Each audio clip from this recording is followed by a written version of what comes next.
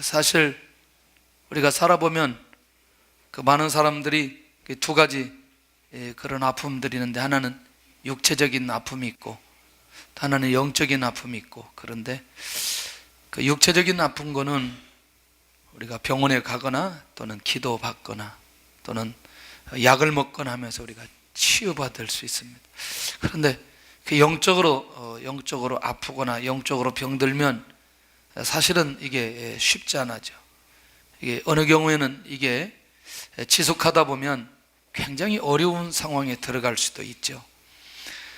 고민하는 거죠. 뭘 고민했느냐? 왜 하나님은 400년 동안 하나님의 말씀, 그 다음에 하나님의 사람, 또는 하나님의 기적, 하나님의 역사 한 번도 보여주시지 않았을까? 이게 이제 궁금한 거죠. 그렇게 누가복음을 보면서 그렇게 한 400년 동안 그 닫혔던 문이 사실은 이제 열리게 되어지는 내용들이 사실 누가복음 시작하면서 이제 우리가 발견할 수 있는데, 저는 그래서 이 좀 열린 사람, 또 깨어있는 사람, 이런 사람들 회복된 사람이라고 말할 수가 있고, 또 그렇지 않은 거를 또 이제 치유받지 못한, 회복하지 못한 그런 상황들을 이 말라기서 1장을 좀 정리를 해보면서 확인해 보면 어떨까. 그래서 우리가 우리 자신들을 돌아볼 수도 있고, 이 시대를 볼 수도 있고, 또 다른 사람을 위해서 기도할 수도 있고, 그리고 내가 지금 어느 때인지 또 확인할 수도 있고, 그렇지 않느냐. 근데요, 가장 기본이 하나 있더라고요. 뭐냐면 여호와 하나님의 이름을 내 마음속에서 공경하는 마음이 있다. 회복된 사람이에요. 이게 뭐냐면 하나님의 이름과 하나님의 존재가 내 안에서 믿고 살아나는 거죠. 하나님이 인식되어지고 하나님이 믿어지고, 또 정말 하나님께 그 공경할 만한 마음이 내 안에 생기고, 회복된 사람이죠.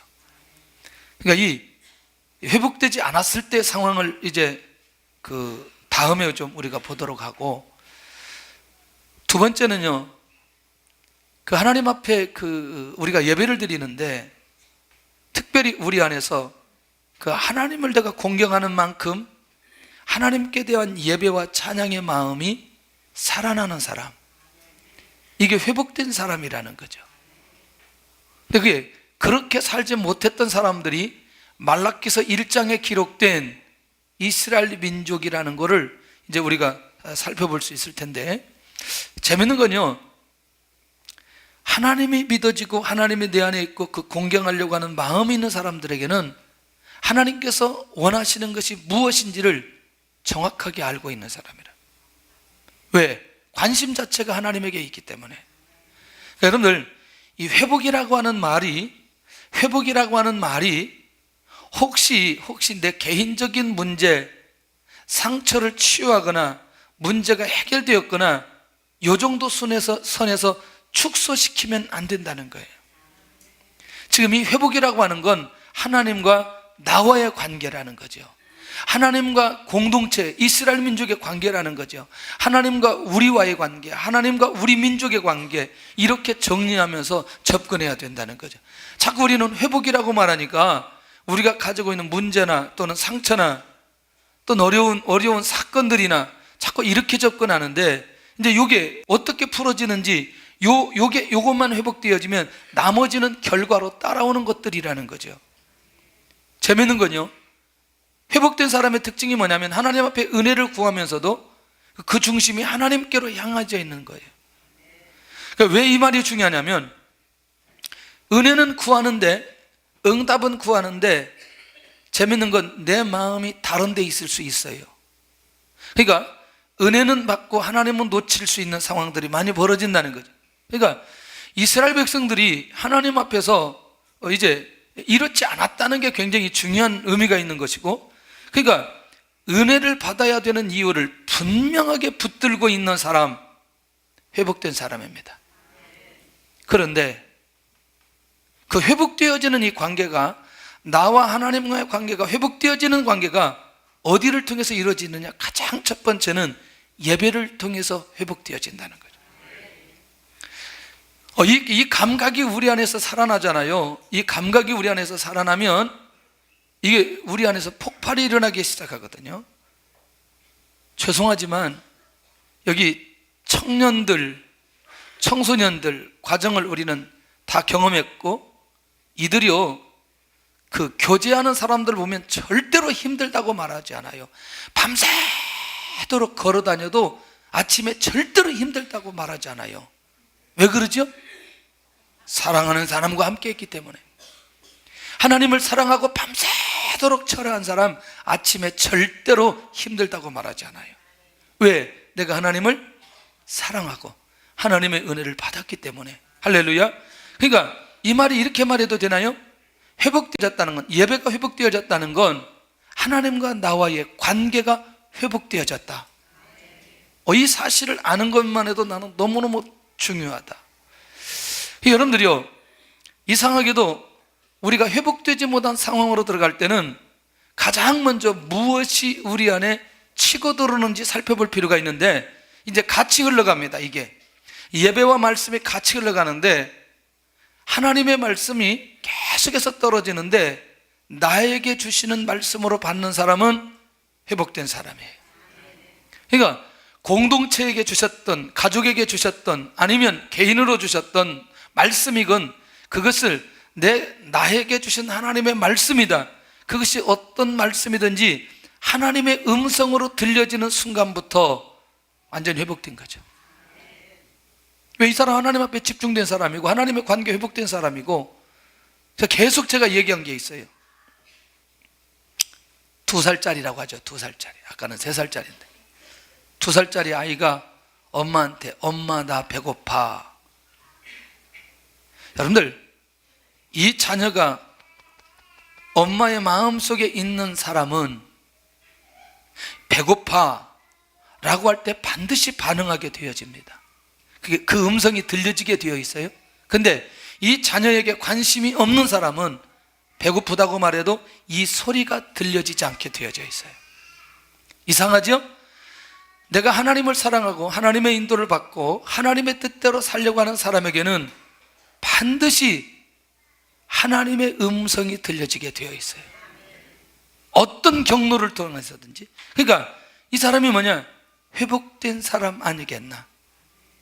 더 재미있는 건요, 6번째는 뭐냐면, 하나님께서 원하시면 어떤 것으로든지 하나님 앞에 헌신하려고 하는 사람은 이미 회복된 사람의 특징적 삶을 살아가고 있는 거예요. 제가 이제 목숨 건다는 얘기를 많이 하죠. 예배 드릴 때, 기도하는 것에, 하나님의 일을 진행하는 것에. 사실은요, 내가 목숨 거는 것 같지만 하나님께서 그렇게 하도록 만들어 주시는데, 내 마음속에 그런 정도까지 간다면 나머지 결과적인 삶 고민하지 않아도 된다는 거죠. 이게 뭐냐면, 이게 이런 사람이 어떤 사람이면 하나님의 은혜를 기억하면서 예배가 살아있는 사람만이 이렇게 할 수 있다는 거죠. 그래서 저는 우리나라에 계속해서 그 예배가 축소되고, 그 다음에 본질의 문제가 무너지고, 그 다음에 하나님의 음성이 들려지지 않고, 이렇게 되어질 때 우리는 계속해서 회복되어져서 그 결과의 삶을 살아가야 되는데, 계속해서 닫혀진 가운데 가게 되어질 때에 400년에 대한 이 비밀을 이해했으면 좋겠다는 거죠. 그런데 7번째는 뭐냐면, 하나님께서 역사하시는 그 시간을, 그 장소를, 그 환경을 사모하는 사람이라는 거예요. 이상하죠? 하나님에게 집중하고 하나님께 관심을 가지고 하나님을 공경하고 하나님께 예배하고 하나님의 말씀이 들려지는 사람은 하나님께서 어디에서 역사하시는지, 어느 곳에서 인도하시는지, 어느 곳에 관심 있는지, 무엇에 관심 있는지, 심지어 그 시간까지 사모하는 사람이 결국 어떤 사람이냐? 회복된 사람이다. 자, 그러면 요렇게 하고 좀 빨리 가야 돼. 시간이 없으니까. 한번 같이 해볼까요? 시작. 내 위와 세운 나의 언약은 생명과 평강의 언약이라. 그 다음 얘기를 하려고 하는 거죠. 이 다음 얘기, 그게 뭐냐면 회복이 필요한 사람, 관계가 필요한 사람. 너무너무 놀라운 건 이 말라기서 1장의 이 비밀은 여기서부터 출발합니다. 말라기서에 등장하는 이스라엘 민족은 하나님의 이름을 멸시하기 시작하는 거예요.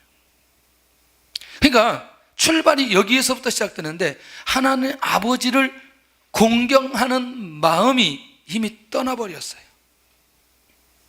나머지 어떻게 되는지 이제 정리가 되잖아요. 하나님의 이름이 내 중심 가운데, 이스라엘 민족 그 공동체 중심 가운데 의미가 없어져 버렸어요. 두 번째는요, 경배와 찬양이 없는 예배를 드리기 시작하는 거죠. 그러니까 하나님께 나아가는데 이 온전한 예배, 온전한 헌신, 온전한 경배, 온전한 찬양, 이 의미가 무엇인지 싹 없어져 버렸어요. 그러면 그 결과가 뭐냐면 그들이 하나님 앞에 제사를 드리는데 뭘 가져왔느냐? 더러운 떡, 그 다음에 눈먼 희생 제물들. 그러니까 제사는 드리기는 하지만 하나님께서 받지 않는 제물들을 가지고 와서 하나님 앞에 제사를 드리는 때가 말라기서 1장이라는 거예요. 잘 기억하셔야 돼요. 말라기, 그 다음에 신약, 그 가운데 400년, 이런 시기가 왜 주어졌고 그들의 영성이 어떤 부분이었는가를 이제 생각해 보면 지금 우리가 무엇이 회복되어야 될 때인지를 정확하게 알 수 있다는 것이죠. 그렇다면 이건 뭐냐면 보는 거죠. 예배를 보는 거죠.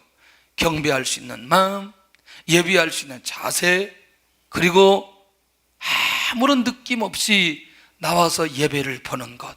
이게 지금 말라기 시대에 있는 사람들의 삶이었던 것을 보게 됩니다. 세 번째가 더 충격적인 게요, 하나님의 은혜는 구해요. 하나님의 은혜는 구한데 마음은 다른 데 있는 거죠. 아까 말씀드린 대로 하나님의 능력은 필요한 거죠. 하나님의 기적은 필요한 거죠. 하나님의 능력이 나타나서 내 상황에 있는 문제 해결해 주세요 라고 하지만 정작 누구는 놓치느냐? 하나님은 놓쳐버리는 거예요. 정리되나요? 이게?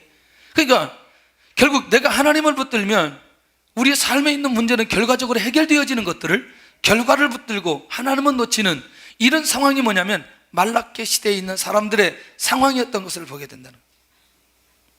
자, 네 번째가 너무너무 충격적이에요. 또 말라기 1장 9절을 보면 하나님과 전혀 상관이 없는 예배를 드리거나 피하는 상황이라는 거예요.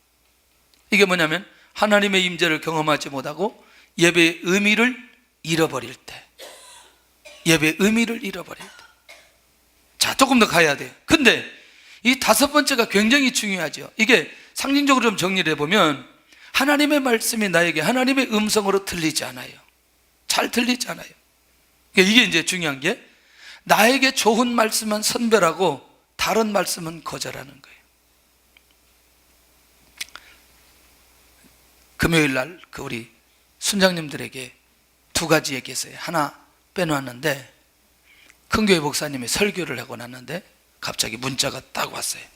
문자가 딱 와가지고 뭐라고 문자가 왔냐면, 목사님이 왜 이렇게 강대상에서 혼내는 거예요? 설교를 이렇게 혼내는 식으로 설교를 해요. 그런 거예요. 이 교회가 작은 교회가 아니거든요. 또 이제 다른 문자도 또 왔어요. 야, 굉장히 충격적이잖아요. 뭐 우리 교회보다 굉장히 많이 큰 교회에 목사님이 왜 이렇게 혼내면서 설교하느냐는 거예요. 이제 그것만 온 게 아니에요. 다른 내용도 또 있어요. 여러분들, 이상하게도 이제 가면 갈수록 상황이 어떻게 가냐면 나에게 필요한 말씀만 듣기 시작해요.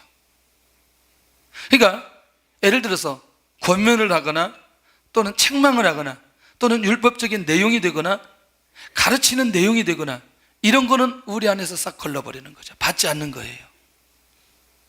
그리고 정말 은혜롭고 위로하는 내용만 계속해서 듣는 거죠. 계속해서. 혹 여러분들, 몸이 약할 때 뭐 하죠? 몸이 약할 때 우리가 하는 거 뭐예요? 안 들려요. 몸이 약할 때 뭐예요? 아니, 그렇게 한꺼번에 얘기하지 말고 또로또로 얘기해. 몸이 약할 때 뭐예요? 아니, 그냥 혼자씩 얘기해봐요. 몸이 약할 때 뭐냐고. 약, 그러지. 약 먹어, 약 먹어. 그렇게 크게 하라니까.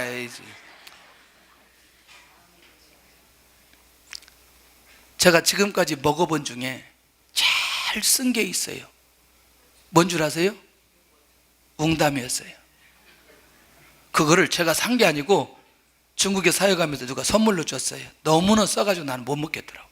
그래서 어느 분한테 드렸어요. 나 있어서 못 먹겠는지 먹으라. 그랬더니 진짜 그 한 번에 이걸 다 먹어버리더라고. 와, 그런데 그거 빼고는 저는 약이라고 생각한 건 무조건 먹어요. 왜냐? 먹으면 좋아요. 지금은 당장 안 힘들어도 먹으면 너무너무 좋아요. 여러분, 제가 잘 약을 안 먹는 스타일인데 중국에서 한번 아프고 우리 집사님들이 약을 해서 무조건 먹으라 그래요. 아무 얘기도 안 하고 막 자꾸 먹으라 그랬어요. 일단 먹었어요. 먹으니까 몸이 괜찮더라고요. 여러분들이요, 너무너무 놀라운 건 이게 나에게 보약이 되는지 유익이 되어지는지 상관하지 않고 현대에 갈수록 나에게 필요한 말씀만 받기 시작하는 거죠. 그러니까 약간만 내 상황이 어려워져도 그것을 수화해낼 수 있는 영적인 힘이 내 안에 살아나지 않는 거예요. 그러니까 약간만 도전이 오면 쉽게 넘어져 버리는 이유가 뭐냐면 하나님의 말씀이 계속해서 내 안에 들리고 내가 영적으로 건강해지고 회복되어지는 그 상황 속에 들어가 있을 때에 이것들을 극복할 수 있는 힘이 생기는데 이미 내가 좋아했던 것만 계속 섭취하다 보니까 결정적인 순간에 내가 영적으로 건강해지지 못한 모습들이 그 안에 있는 걸 보게 되더라는 거죠. 그러니까 이게 어느 시대에 살면 말라기 시대에 있는 사람들이 이런 모습이었던 걸 보게 된다는 거죠. 근데 더 재밌는 건요, 그 다음에 가는 게 있어요. 하나님께 헌신하는 것이 너무나 부담스러워 계속해서 안에서 거절감이 일어나는 거예요. 이게 이제 뭐냐면 회복이 필요한 거죠. 진짜 하나님을 사랑하고 하나님의 은혜 속에 거하고 하나님과의 관계 회복된 사람은 이게 하나님께서 무엇을 원하시는지 알고 있기 때문에 헌신이 그렇게 문제가 되지 않는 거죠. 문제가 되지 않는 거죠. 이해되나요, 이게? 네. 난 이거 너무너무 중요한 거라고 생각해요. 자, 그런데 여기 보니까 자기의 문제만 해결되면 만족하는 신앙 상태. 자, 그 다음에 7번째는 하나님께서 역사하시는 것에 관심이 전혀 없어요. 하나님이 뭐 어떤 사람, 어떤 사건, 어떤 공동체, 뭐 어느 나라, 뭐 어떤 일, 이 관심은 전혀 관심이 없어요. 하나님이 왜? 내가 하나님에게 집중하지 않기 때문에 하나님이 무엇에 관심이 있는지에 대해서 관심이 전혀 없어요. 이해되나요? 나의 필요에 의해서만 하나님을 찾는 시대. 이게 말라기 시대였어요. 충격받지 마세요. 그때 하나님이 말라기 선지자를 통해서 이렇게 말씀하십니다. 내가 이 성전 문을 닫았으면 좋겠다.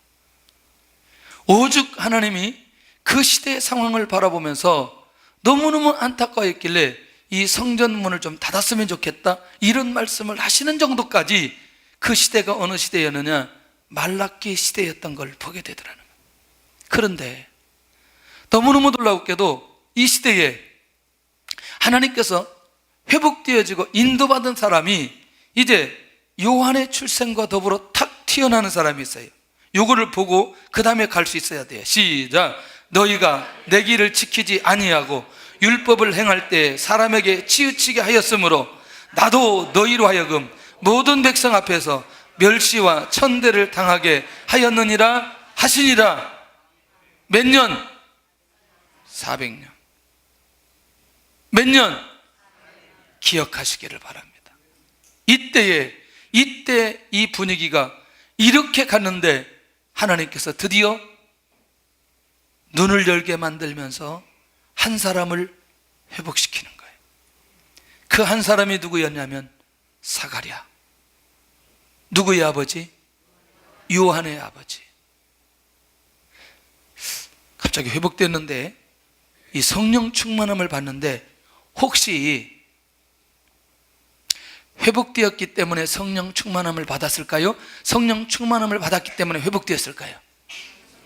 할렐루야. 정말 센스가 있어요. 이게 이제 굉장히 중요한 거죠.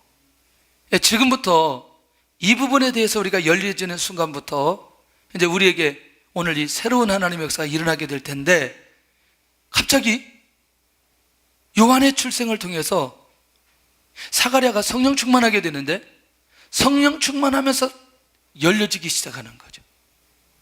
요한에 대해서 열려지기 시작하고, 하나님에 대해서 열려지기 시작하고, 시대에 대해서 열려지기 시작하고, 그리고 그 열려진 거를 자기도 모르게 막 고백하는 거죠. 막 찬양으로 고백하는 거죠. 그러니까 결국 뭐냐면, 회복되어야 될 가장 결정적인 건 뭐냐면 성령의 역사로 회복되어질 수 있다. 그러면 성령의 역사로 회복되어진 이 사가랴가 도대체 무엇을 어떻게 고백하고, 그리고 이 사가랴의 가정에는 어떤 성령의 역사가 시작되는지를 살펴볼 필요가 있다는 거죠. 특별히 이 사가랴는 요한의 출생을 믿지 못했던 사람입니다. 가브리엘 천사가 내가 요한을 출생할 거다, 그 얘기를 했을 때 뭐라고 말하냐면, 내가 듣고 내 아내도 나이가 많은데 어떻게 아들 낳을 수 있겠냐, 그거죠.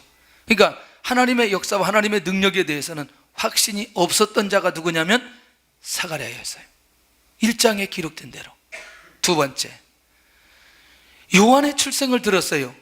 그 말은 뭐냐면 요한의 사명과 요한이 출생해야 된 이유를 사가랴가 들었어요. 그러니까 이 요한은 하나님의 계획 속에 출생되는 아들 맞나요? 예. 이 얘기를 누가 들었느냐? 사가랴가 들었어요. 그런데 세 번째가 너무너무 중요한 게 뭐냐면, 요한의 소식을 듣고 마음속에 믿지 못해서 뭐냐면 말을 못하게 되는 거예요. 이게 사가랴였어요. 자, 한번 볼까요? 20절 다 같이 봐야 돼요. 이건 빨리 1장 20절 1장 20절 시작. 보라, 이 일이 되는 날까지 내가 말 못하는 자가 되어 능히 말을 못하리니 이는 내가 내 말을 믿지 아니함이거니와 내가 이르면 내 말이 이루어지리라 하더라. 결국 뭐냐면 가브리엘 천사의 말을 믿지 못한 사람이 누구예요? 사가랴. 그러니까 하나님께서는 그 요한의 출생까지 사가랴의 입을 닫아버리는 거죠. 그럼 지금 분위기가 어떤 분위기인지 이해할 수 있겠죠. 다분히 지금까지의 상황이 혹시 말라기 시대에 일어났던 그 상황하고 사가랴의 모습하고 비슷해요, 비슷하지 않아요? 비슷해요. 하나님이 직접 가브리엘 천사를 보내주어서 말씀해 주었는데도 불구하고 이 사실을 믿지 못하는 이 사가랴의 모습을 놓치지 않아야 된다는 거죠. 그런데 성령 충만함을 받고 난 사가랴가 예언의 고백을 하는 자로 바뀌어버렸다니까요. 요한의 출생과 함께 드디어 뭐가 보여지기 시작하느냐? 요한이 보여지기 시작하고 하나님이 보여지기 시작하고 그 다음에 하나님께서 일하시는 것이 보여지기 시작하는 그 눈으로 이 사가랴가 완전히 바뀌어져 버렸다는 얘기죠. 할렐루야. 그러니 회복의 역사는 반드시 성령의 역사가 일어나지 아니하면 회복의 역사가 일어날 수 없다는 사실을 일단 기억해야 된다는 거죠. 그걸 좀 우리가 살펴봐야 돼요. 자, 그렇다면 살펴볼까요? 뭘 살펴봐야 되느냐? 이 사가랴의 집안, 요한의 집안이 어떤 사람이지? 첫째는 가브리엘 천사가 이렇게 얘기하죠. 이 요한은 모태로부터 성령 충만함을 받은 사람이다. 우리말로 표현하면 출생 전부터 성령 충만함을 받았던 사람이 요한이다. 미리 얘기해 주는 거죠. 아직 요한을 갖지 않았을 때예요. 그런데 너무너무 놀라운 건 나중에 요한의 사역을 통해서 요한은 오직 성령의 능력으로 사역하게 되었나요? 사역하게 되었죠. 자, 일단 조금 더 가면서 정리를 해보세요. 두 번째, 요한을 가진 사람이 누구냐면 엘리사벳인데, 엘리사벳이 성령의 충만함을 받는데 41절을 한번 보세요. 41절. 자, 41절을 보면 거기 같이 확인할 수 있습니다. 시작. 엘리사벳이 마리아가 문안함을 들으매 아이가 복중에서 뛰노는지라 엘리사벳이 성령의 충만함을 받아. 할렐루야. 자, 이제 조금 더 정신해야 돼요. 어머니가, 자, 자녀가 성령의 충만함을 받으려면 당연히 누가 성령의 충만함을 가운데 있어야 돼. 그렇죠. 엘리사벳도 성령이 충만하고 요한도 성령이 충만하고, 그런데 중요한 건 뭐냐면 누구만, 지금까지는 누구만, 그렇죠, 사가랴면 성령이 충만하지 않았는데 이 결정적인 시점, 어느 시점에 요한의 출생과 더불어 이 사가랴가 성령의 충만함을 받고 입이 열려지기 시작하는 것을 보게 되더라는 거죠. 이게 1장 67절에 비밀이었던 것을 보게 된다는 거죠. 그리고 새로운 눈, 새로운 입 열려지기 시작합니다. 자, 다시 지금 잘 기억하셔야 돼요. 사도행전과 누가복음은 누가 기록됐나요? 잘 모르시는 것 같아서 사도행전과 누가복음은 누가 기록됐나요? 누가 기록했나요? 처음에 좀 그렇게 크게 좀 해주세요. 시간도 없는데. 물론 성령의 감동으로 누가 기록했어요? 누가 기록했다니까. 누가 처음에 얘기를 해야지. 처음에. 시간도 없는데 자꾸 묻게 하지 말고. 사도행전 1장에 뚜껑을 딱 여는데 성령 얘기부터 시작합니다. 누가복음에 뚜껑을 딱 여는데 성령 얘기부터 시작합니다.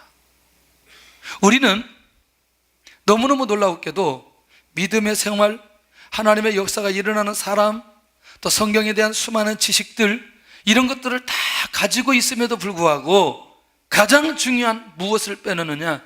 이 성령을 빼놓고 성경을 이해하고 또 하나님의 사역을 이해하고 또 하나님의 사람들을 이해하려고 하는 생각들이 우리 안에 많다는 거예요.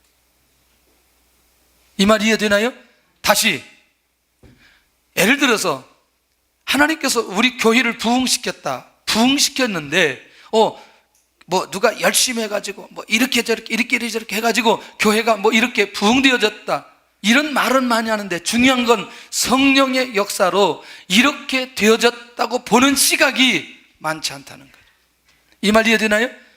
저 사람이 하나님 앞에 쓰임받고 하나님의 역사와 은혜가 있는데 저 사람은 그래 이렇게 해서 이런 기준점이 이렇게 되어서 저 사람에게 하나님의 역사가 일어났다는 것을 사람의 관점에서 이 얘기는 많이 하지만 중요한 건 배우에서 성령의 역사로 그게 되어졌다는 사실을 보고 말하는 경우가 쉽지 않다는 얘기.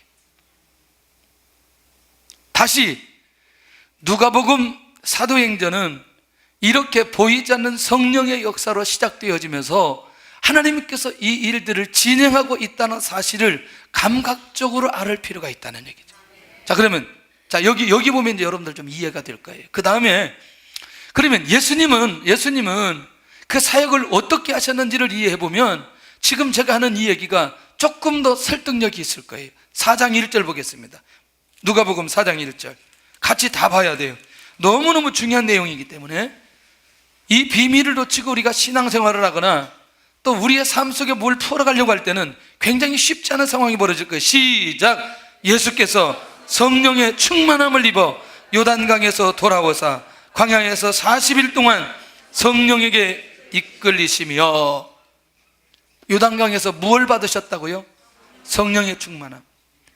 주님도 성령의 충만함을 받으셨던 분이라는 거예요. 아니, 성경이 이렇게 기록하고 있다는 거예요. 그리고 성령 충만한 가운데 공생의 사역을 시작하셨어요. 오늘도 누가 열렸어요? 사가랴 열렸어요. 무엇으로? 성령으로. 할렐루야. 모태로부터 성령 충만함 받은 사람 누구? 요한. 요한을 가졌던 어머니도 무엇에 충만하고? 성령에 충만하고. 오늘 하나님이 이 땅에 오신 예수님도 무엇이 충만하고? 성령이 충만하고. 그런데 여기서 끝나지 않습니다. 14절 가보세요. 14절 시작. 예수께서 성령의 능력으로 갈릴리에 돌아가시니 그 소문이 사방에 퍼졌고. 여러분들, 성령의 능력으로 사역지에 가신 주님, 그러니까 사람의 모습으로 오신 하나님께서 성령의 능력으로 사역한 것이라면 예수님 믿고 구원받은 모든 사람들도 이 성령의 충만함을 받고 성령의 능력으로 살아가야 되는 것, 당연한 것 아니냐는 거죠. 할렐루야. 우리도 사가랴처럼 회복된 자의 고백을 하고 그리고 그렇게 놀라운 증거와 역사들이 일어나기를 원한다면 기본적으로 이 성령의 능력이 우리 안에 나타나도록 성령의 충만한 역사가 일어나야 된다는 거죠. 방법은 한 가지예요. 하나님께 기도하는 겁니다. 간단해요. 그런데 우리가 너무너무 잘 아는 대로 18절 한번 보세요. 다시 4장 18절 시작. 주의 성령이 내게 임하셨으니 이는 가난한 자에게 복음을 전하게 하시려고 내게 기름을 부으시고 나를 보내사 포로된 자에게 자유를, 눈먼 자에게 다시 보게 함을 전파하며 눌린 자를 자유롭게 하고 주의 은혜의 해를 전파하게 하려 하심이라. 그런데 어느 때에? 주의 성령이 누구에게 임하실 때? 주님에게 임하실 때. 자, 이 정도 되면요, 이 정도 되면 가난한 자, 포로된 자, 눈먼 자, 눌린 자 모든 것을 자유케 하는 사역은 주님에게 성령이 임하셨을 때 이 사역의 역사가 일어나게 되는 것을 보게 되더라는 거예요. 이 비밀이 우리 안에서 깨달아지는 순간에 교회나 가정이나 개인이나 회복된 자의 삶을 살아가면서 성령의 능력 가운데 하나님의 인도를 받아갈 수 있는 것을 보게 되더라는 거예요. 내가 의지적이든 의지지 않았든 나중에 지나고 보니까 그때 성령의 역사였고 성령의 인도하심이었다는 사실을 고백하는 때가 정말 많이 있는 것을 보게 됩니다. 그런데 너무너무 놀라운 것, 예수님이 기도에 대해서 가르쳤어요? 가르치지 않았어요? 가르쳤어요. 구하라, 두드리라, 찾으라. 가르쳤나요? 두세 사람이 내 이름으로 모인 곳에 내가 그들 중에 있느니라. 공동체에 대한 기도도 얘기했어요. 맞나요? 그 다음에 그 불의한 재판관에게 그 청혼한 한 과부에 대한 얘기를 하면서 낭망치 말고 기도하라는 내용도 있고, 그 다음에 예수님의 이름으로 기도하라고 얘기하기도 했고, 하여튼 기도하라고 하는 얘기, 또 친구를 찾아가서 강청하는 그것을 떡을 달라고 하는 이것 때문에 지금 기도에 관한 가르침을 계속 얘기했는데 기도 제목이 뭐냐는 거죠. 이때 주님께서 핵심적으로 말씀하셨던 내용이 있어요. 아버지에게 생선을 달라고 하면 뱀을 줄 사람이 있겠느냐. 그러면서 그때 가르쳤던 게 뭐냐면 아버지께 성령을 구하라. 이렇게 가르치고 있는 것입니다. 다시 정리할게요. 이게 어디에서 뚜껑이 열려지냐면 사도행전 1장에 가서 사복음서의 기도에 대한 가르침이 아버지의 약속하신 것을 기다리라. 너희는 몇 날이 못 되어 성령을 선물로 받으리라. 이게 열려진다는 거죠. 그러니까 우리는 기도하라고 하니까 가장 먼저 우리는 무슨 기도부터 하냐면 우리가 가지고 있는 기도부터 막 하기 시작합니다. 자, 다시 정리할게요. 사도행전 2장은 제자들이 하나님 앞에 기도하고 성령을 충만함을 받았어요. 사도행전 3장은 베드로와 요한이 안진뱅이를 일으켰습니다. 그런데 사도행전 3장에 있는 내용을 보면 주님, 안진뱅이를 치유하여 주옵소서, 하나님 안진뱅이를 치유하여 주옵소서, 이 기도한 적이 없다는 거예요. 이미 사도행전 2장에 성령에 충만하고 성령의 능력이 그 안에 있으니까 내게 있는 내 것으로 내게 주노니 나사렛 예수 그리스도의 이름으로 일어나 걸으라. 그냥 걸었어요. 이 말이 뭐냐면 성령의 역사가 그들 안에 있으니, 성령 충만함이 그들에게 있으니 성령의 능력이 그들에게 나타나서 안진뱅이가 일어나게 되는 걸 보게 되더라는 거죠. 다시 말하면 드러나는 기도의 제목도 중요하지만 그 문제를 완전히 해결할 수 있는 방법과 비결은 성령 충만함이라는 거죠. 그러니까 주님께서 제자들에게도 성령을 구하라고 기도의 원리 속에 이 비밀을 살짝 끼워 넣어 놓았다는 거죠. 근데 이걸 아는 사람들이 많잖아요. 예수님 당시에도 이 비밀을 알고 기도한 사람이 120명, 하나님 앞에 기도한 사람이 이렇게 이들은 이 성령 역사를 체험하게 된 것을 보게 되더라는 거예요. 그러니까 성령 충만하고 나니까 오늘 누가 열리느냐? 오늘 이 사가랴가 확실하게 열리면서 그가 모든 것들을 볼 수 있는 눈이 열려지게 된 것도 성령 충만함의 결과였던 것을 보게 되더라는 거예요. 이게 이해되어지네. 이게 왜 그렇게 많은 기도를 가르치시고 성령을 주시지 않겠느냐, 이 말을 주님께서 하실 수밖에 없었던 이유를 우리가 이제 알아야 될 필요 있다는 거죠. 내가 하나님의 영으로 충만하면 내 상황을 이길 수 있는 영적인 힘이 생기게 되어져요. 할렐루야. 그걸 풀어낼 수 있는 리더십이 생기게 되어져요. 환경을 만들어주세요. 관계를 회복시켜 주신다니까요, 성령의 능력으로. 그러니 성령이 임하도록 간절히 구하라 라고 했던 그 주님의 말씀이 우리의 가슴 속에 잘 담겨져야 된다는 거예요. 그러니까 기도해야 되겠어요? 기도하지 않아야 되겠어요? 아무리 제가 이론적으로 우리가 성령 충만함을 받아야 됩니다, 성령 충만의 원리는 이겁니다, 성령의 능력은 이겁니다, 아무리 많이 얘기를 해도 당장 우리가 어느 자리에 있지 않으면, 성령 충만하도록 그 자리에 있지 않으면 또 이것도 우리에게 지식으로 들릴 뿐이라는 거예요.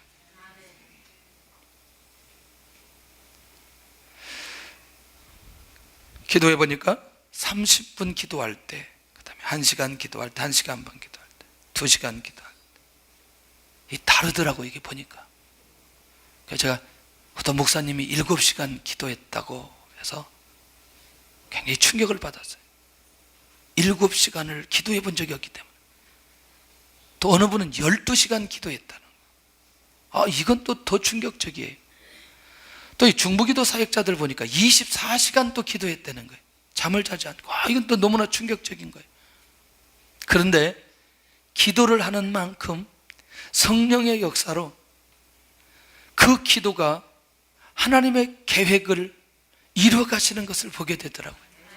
제가 항상 말씀드리지만 니즈 하울즈의 그 중부기도 사역자의 그 기도하는 내용들을 보면 정말 그 하나님의 나라를 놓고 당시의 정치적인 상황을 놓고 하나님 앞에 기도할 때 하나님께서 역사하신 그것들을 결과적으로 응답되어진 것을 기록하는 것을 보면서 이게 결국 이게 하나님께서 하시는데 누가 이걸 하느냐? 성령 충만한 사람이 하나님 앞에 기도하는데 이 그 부흥의 여정의 책을 보면 그 19세기에 일어났던 그 성령의 역사도 결국에는 기도하는 사람들을 통해서 일어나게 만들고, 지금도 아프리카에서 100만 명, 150만 명 모아놓고 이게 집회하는데도 결국에는 그 현장에 성령의 역사가 일어나고, 그렇게 지금의 세대나 어느 세대나 결국 성령 충만할 때 하나님께서 일하기 시작하고, 왜냐하면 사람들이 회복하니까,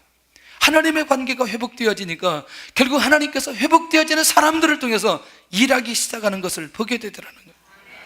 그러면 이 살펴보니까 누가 도대체 성령 충만했냐? 우리가 잘 아는 대로 예수님의 제자들이 성령 충만하지 않았어요. 자, 죽음으로 두려워했던 예수님의 제자들. 그런데 이 증인의 삶을 살아가는데 평생도록 흔들림이 없었어요. 왜? 성령 충만하고 나니까. 혹시 기억하나요? 사도행전 6장에 성령이 충만한 7 안수 집사들을 보면은 초대교회에 기둥으로 세우는데 가장 첫 번째 중요한 거 아니냐면 성령이 충만한 사람, 믿음이 충만한 사람, 사람들에게 칭찬 듣는 사람, 그 중에 성령이 충만한 사람들을 뽑는데, 그런데 재밌는 건요, 이들이 교회 안에서만 머무르지 않고 세상에 나가서 복음 증거하는, 에티오피아 내시를 만나서 복음을 증거하거나 아니면 순교 현장에 가서 순교하는 데까지 갔던 사람들이 성령 충만했던 사람들인 것을 보게 되더라는 거죠. 혹시 기억하시나요? 우리가 사도행전에 보면은 정말 뛰어난 교회, 세계적인 교회가 안디옥 교회인데, 안디옥 교회가 부흥된다는 소식을 듣고 예루살렘에서 사람을 하나 파송하는데, 누구를 파송하느냐? 바나바를 파송하는데, 바나바가 어떤 사람이냐? 성령과 믿음이 충만한 사람이었어요. 당시의 기준은 그거였어요. 당시의 기준. 무디도 성령이 충만할 때 사용해 주셨어요. 지금처럼 그렇게 무슨 학교를 나오고 뭐 공부를 얼마만큼 하고 이런 게 아니었어요. 하나님의 성령으로 충만하니까 그냥 하나님께서 세워서 사용하시는 것을 보게 되더라는 거죠. 이게 놀라운 비밀 아니겠냐는 거죠. 그러니까 결국에는 하나님의 영이 충만하다 보니까 공동체를 세우게 되어지는데, 여기에 바울 같은 사람 하나 같이 있으면 교회 세우기가 더 좋으니까 그 사람 같이 불러내는 거죠. 그래서 결국에는 안디옥 교회를 세계적인 교회로 세웠던 지도자가 바나바였던 것을 보게 되더라는 거예요. 자, 목회자도 성령이 충만해야 된다는 거예요. 성도들도 성령이 충만해야 된다는 거예요. 왜냐하면 인간의 의지가 앞설 때, 인간의 의지가 하나님보다 앞설 때에는 공동체 전체가 굉장히 어렵게 되어져요. 그러나 성령의 인도받고 성령의 역사 속에 들어가면 결국에는 그 공동체를 누가 세우느냐? 성령께서 세우시는 것을 보게 되더라는 거죠. 이걸 누구를 통해서 발견하냐? 사가랴를 통해서 발견할 수 있다는 거죠. 그런데 이 교회가 성령 충만한 교회 되는 거 아니겠어요? 왜? 아니, 선교사 파송하는데 하나님 앞에 금식 기도하는 거죠. 왜? 성령 충만하기 위해서, 또 성령의 인도를 받기 위해서. 그런데 그 교회에서 가장 핵심적인 인물 바나바와 바울을 선교사로 파송하는데 이 일에 순종하고 이 일에 응답받는 건 이 교회가 성령이 충만했기 때문에 가능했다는 얘기죠. 만약에 성령의 인도를 받지 않은 것이라면 이 지도자들이 선교사로 가는 게 말이 되느냐는 거죠. 지금의 상황 속에서 이해 안 될 텐데, 그들도 이해 안 되었을 텐데, 교회 역사 최초로 선교사를 파송하는 교회로 세워주신 것을 보게 되더라. 이래도 우리가 하나님의 관계 속에서 회복이 성령 충만이고, 이 성령 충만하니까 결국 제자들이 변하고 교회들이 세우고 또 주의 복음의 능력과 역사들이 일어나는 것들을 경험하면서 우리가 그러면 어떤 모습으로 살아가야 되느냐. 그래서 여러분들, 기도가 무너지면 안 된다는 거예요. 기도가 무너지면 안 된다는 거예요. 기도가 무너지는 건 위기라고 저는 생각합니다. 예배가 무너지는 건 그건 위기라고 생각하는 거죠. 근데 아무도 그걸 위기라고 생각하지 않는다는 거죠. 왜? 지금은 아무런 문제가 없기 때문에. 말라기 1장, 2장, 3장 그렇게 내용은 많지 않지만 그 시대에 그게 영적인 분위기가 되었고, 그리고 얼마의 시간 동안 그게 닫혀져 있는지에 대한 감각들을 우리가 살펴볼 필요가 있다는 거예요. 지금은요, 예배 한 번 빠지거나 기도 한 번 안 해도 전혀 문제없이 우리가 살아가는 거죠. 자, 이게 어느 정도까지는 그렇게 가능할 수 있어요. 그런데 우리가 감당치 못할 상황들이 벌어졌을 때 이걸 처리할 수 있는 힘이 없는 거죠. 근데 이거는 400년 동안 보면서 보지만 이제 회복되어지면요, 한없이 하나님께서 열어가시는데 이게 보이기 시작하는 거죠. 갑자기 요한이 출생했는데 하나님이 보여지는 거예요.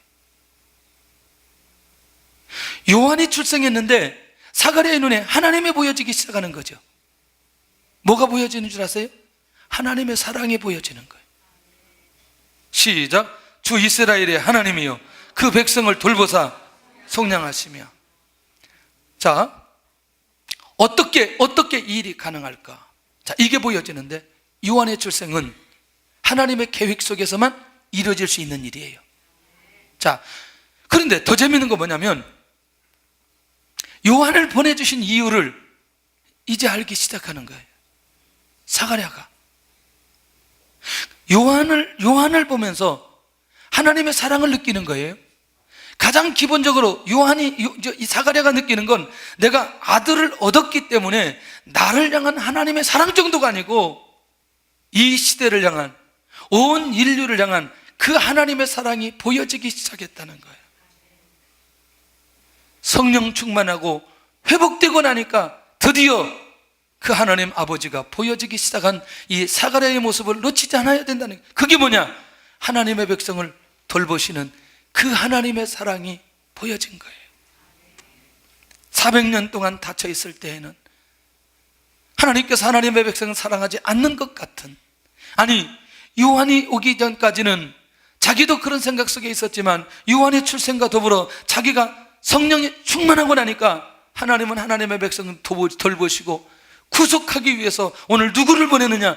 요한을 보냈고, 그리고 또 누구를? 예수 그리스도를 보내시는 이 하나님이 보여지기 시작하는 거죠. 그거는 뭐냐? 하나님의 백성들을 향한 하나님의 사랑이기 때문에 이게 가능했다는 사실이죠. 하나님의 백성들을 잊지 아니하시고 사랑하시는 그 하나님. 여러분들, 이 땅에 내가 살아가면서 내 주변에 있는 상황들을 보면서 하나님이 나를 너무너무 사랑하셨다, 우리 민족, 우리 가정, 우리 교회 너무너무 사랑하셨다라고 하는 그 하나님의 사랑이 느껴지는 순간에 그 사람은 이미 다 회복된 거예요. 그렇게 고백할 수 있는 거 다 회복되어지는 거예요. 다 회복된 사람이에요. 자, 다시 물어볼게요. 야곱에게 있어서 만나지 않아야 될 사람이 누구예요? 야곱에게 있어서 가장 힘들었던 사람이 누구예요? 에서 아주 처음부터 에서가 나왔어요. 또 누구였어요? 라반이었어요. 또 누구였어요? 에서하고 라반만 그랬어요? 둘밖에 없어요? 야곱에게 있어서. 나엘도 있잖아요. 나엘 애 못 난다고 얼마나 바가지 긁었어요. 내가 하나님이냐 이게 이렇게 말한 사람이 누구예요? 나엘 아들 낳게 해달라고 그냥 그렇게 귀찮게 했잖아요. 자, 이제 이게 비밀이 뭐냐면 야곱이 결정적으로 그릇되어지는데 이 사람들이 결정적인 역할을 했고, 할렐루야. 나반의 그 거짓말 때문에 고향으로 돌아와야 될 마음을 먹었고, 맞나요? 에서 때문에 야복강의 비밀이 그 삶 속에 열려져서 그가 야곱이 이스라엘로 바뀌어졌잖아요. 나일을 통해서 하나님의 절대 주권을 믿고 결국 하나님께서 역사하셔야 후손에 대한 언약이 이루어질 수 있다는 사실을 발견하면서 야곱이 야곱되어지는 것들이 주변에 있는 사람을 통해서 나를 사랑하시는 그 하나님의 사랑이 이 사람들을 통해서 나를 훈련시키고 연단시켜서 이스라엘 되기 위한 하나님의 계획이 있었구나 라는 사실은 하나님을 바라보며 하나님 앞에 열려져야 하나님의 사랑으로 느낄 수 있다는 그 얘기하는 거죠. 이 말 이해되나요? 그러니까 결국 우리에게 좋은 환경들이 주어졌기 때문에 내가 하나님의 사랑을 느끼는 것과 그렇지 않은 환경 속에서도 하나님의 사랑을 느끼는 건 열린 자들만이, 성령의 역사로 열린 자들만이 이 고백할 수 있다는 거죠. 이 감각들이 내 안에 살아났다. 나를 너무너무 힘들게 하는 사람이 여기 있고 나를 너무너무 고난스럽게 고통스럽게 하는 사람이 옆에 있는데 그 사람을 보면서 하나님의 사랑을 느낄 수 있는 그것이야말로 진짜 열린 사람 아니겠냐는 거예요. 진짜 회복된 사람 아니겠냐는 거죠. 할렐루야. 예, 보통 중요한 게 아닌 거죠. 보통 중요한 게 아닌 거예요. 우리 목사님들 모임에 가면 나는 완전히 못된 사람이에요. 그리고 우리 아내는 천사 같은 사람이에요. 이 사람들이 살아보지도 않고 근데 그래 살아봤냐고 얘기하죠. 사람들이 겉으로 보기에는 천사처럼 보이지만 막상 살아보면 그렇지 않은 사람들이 많아요. 여러분들 그래요 안 그래요? 너무나 또 그렇게 하지 말고 또 그래도 하나님의 사랑을 느낄 수 있어야 된다는 거예요. 할렐루야. 뭘 깨닫느냐? 왜 그렇게 일찍이 다윗을 그렇게 세워주셨을까? 응? 왜 일찍 그렇게 다윗을 먼저 보내주셨을까?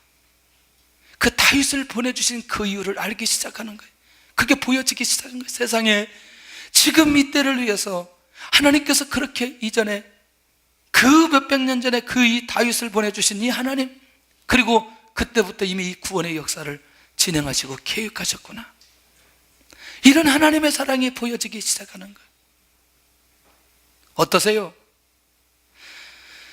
그런데 또 한 가지 놀라운 건 하나님의 사랑이 딱 보여졌는데 여기서 끝나지 않고 그 사랑을 그대로 고백했던 이 사가랴가 다시 고백하는 게 있어요. 그런데 이 엄청난 일들을 선지자를 통해서 일하셨네. 이 말이 너무너무 중요한 거예요. 이게 느껴지기 시작, 이게 고백되기 시작하는 거죠. 선지자를 보내서 약속하신 것을 고백하는데 여러분들 거기 이제 이사야, 말라기 뭐 이런 사람들 또 더 중요한 건 또 여기 약속으로 끝나지 않고 그 선지자들에게 수없이 말씀하신 그것을 이루셨네.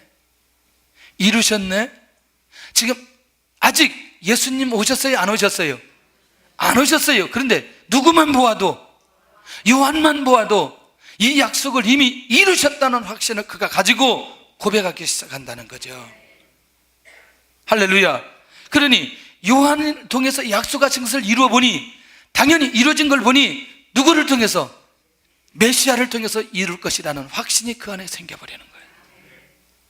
자기 안에 하나님 앞에 엎드려 기도하고 응답받은 것 한 가지가 자기 인생 전체가 보여질 때가 있어요.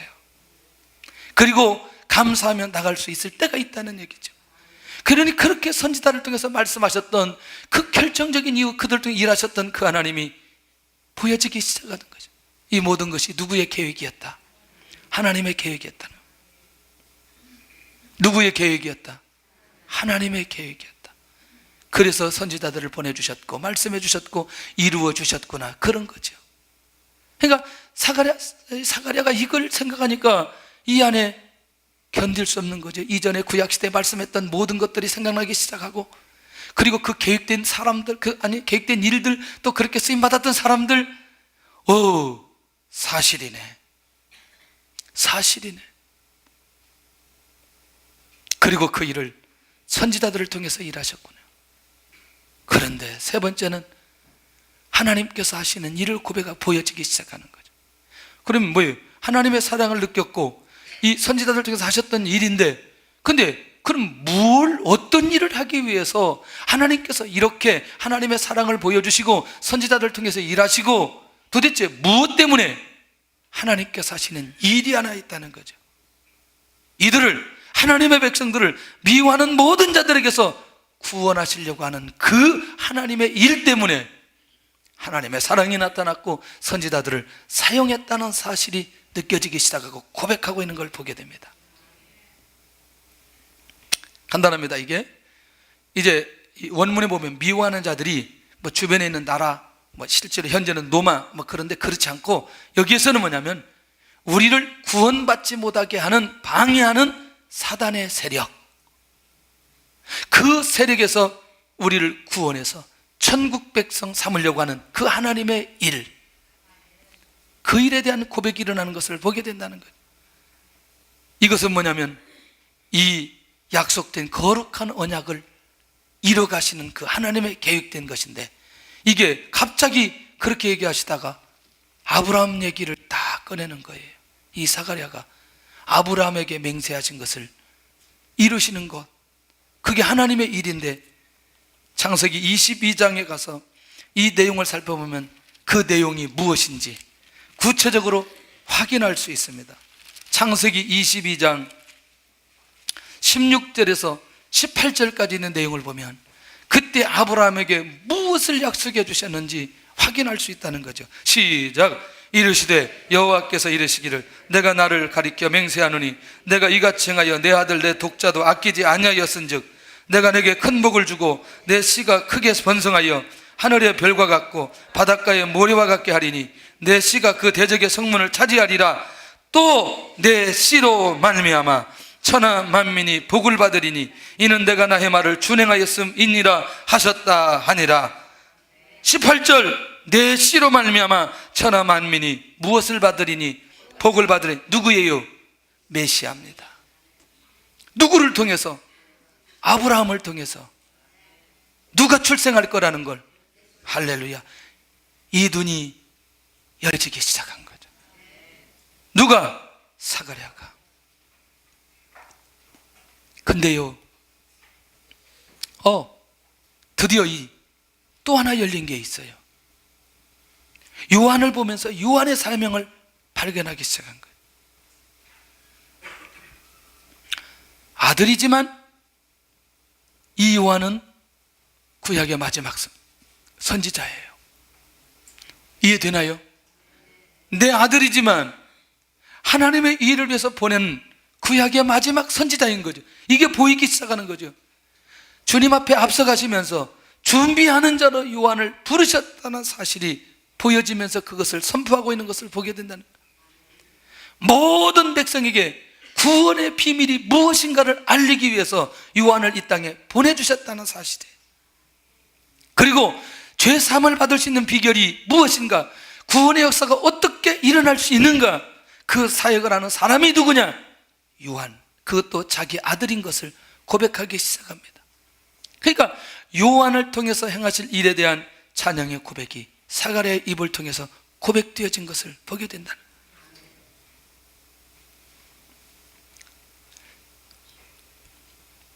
거예요. 지난번에 우리 모임하는데 집사님 하나가 우리의 자녀가 사모의 길로 가야 돼요, 아니면 그렇지 않은 길로 가야 돼요. 그래서 제가 폭탄 하나만 터뜨렸어요. 제발 좀 부모님이 장애물이 되지 않았으면 좋겠다. 그가 이 길로 가든 저 길로 가든 집사님 이 아이를 얼마만큼 보호할 수 있다고 생각합니까? 함께 할 수 있다고 생각합니까? 내려놓으세요. 하나님께서 하신다면 이 아이를 통해서 하나님의 일이 보여져야 되는데 이건 되고 이건 안 되고 이런 기준점이 우리에게 주지 않았는데 우리가 그런 기준점을 가지고 살아서는 안 된다는 것이죠. 우리가 딸을 낳고 싶어서 딸을 낳은 것도 아니고 아들을 낳고 싶어 아들을 낳은 것도 아니고 우리의 계획과 상관없이 하나님의 계획에서 주어진 그런 자녀들인데 우리가 영적인 회복이 일어나면 이 눈이 열려지면서 하나님 앞에 고백할 수 있다는 거죠. 하나님의 자녀를 통해서 하나님의 영광 받으시고 하나님의 일들이 진행되게 하여 주시고 그 길이 어떤 길이든지 하나님께서 인도해 가시는 것이라면 순종할 수 있는 마음 내 안에 있게 하여 주시옵소서. 근데 사가랴는 그런 정도가 아니고 이미 하나님께서 주셨던 마음 그것을 확실하게 보고 선언하고 있는 것을 보게 되더라는 거예요. 이 사가랴와 같은 이 마음이, 이 고백들이 이 땅에 살아가는 모든 부모님들에게 나는 고백되어져야 된다고 생각하는 거죠. 우리의 기준이 아닌 하나님의 사명이 무엇인가를 그가 깨닫고 일어서면 하나님의 인도 받아가는. 새벽에 일어났는데 문자가 딱 왔어요.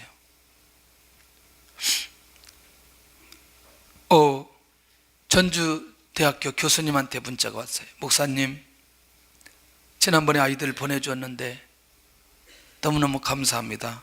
하나는 사역지로 나갔고 또 하나는 모 교회에 이 전도사로 우선 실습으로 나가는데 하나 또 막내도 곧 나갈 것 같습니다. 이번에 또 5월 달에 아이들이 있으면 좀 보내주시기 바랍니다. 감사합니다. 문자 왔어요. 사실은 일반적으로 사역은 그래도 학부 때 하는 것보다 신대원 때 하는 게 많은데 이 친구들 벌써 스카우트 해가지고 지금 사역지로 가는 것을 보면서 야, 하나님이 하시는 일 정말 놀랍구나. 이거 훈련대에서 우리 교회에서 써먹으려고 그랬더니 벌써 다 스카우트 해가지고 이것들이 너무나 감사하죠. 그래도 하나님께서 이들을 쓰시겠다고 하면 어느 교회에서라도 어느 공동체를 세울 수만 있다면 얼마나 감사한 일일까. 또 보내달라고 연락이 온 거죠. 여러분들 이 영적인 눈이 성령의 충만한 가운데 열려져야 사가랴와 같은 이 고백을 할 수 있고 우리도 그렇게 선언하면서 살아갈 수 있는 이 비밀, 이걸 일명 뚜껑이 열려야 가능하다. 성령이 충만해야 가능하다는 거예요. 하나님의 관계가 회복되어야 가능하다는 거죠. 우리의 시선이 하나님에게 집중할 때에 이렇게 고백할 수 있고 살아갈 수 있다는 얘기죠. 할렐루야. 평강의 길로 인도하는 요한을 보면서 또다시 모든 사람들을 행복한 길로 인도하는 그 사역을 보면서 고백하고 있는 것을 보게 된다는 거죠. 나는 회복된 사람인가? 결론입니다. 나는 회복이 필요한 사람인가? 나는 지금 회복을 갈망하고 있는가? 너무너무 기도하기 좋은 계절입니다. 새벽을 깨우시기를 바라고 금요일 날 깨우시기를 바랍니다. 여러분들, 이번 주는요 한 사람 데리고 오면 선물한다 그랬어요. 오죽하면 옵션을 다 걸어놓고 나오도록 하게 할까. 나는 너무너무 기도하기 좋은 이 계절에 성령 충만한 사람으로 회복된 사람으로 세워지기를 바랍니다.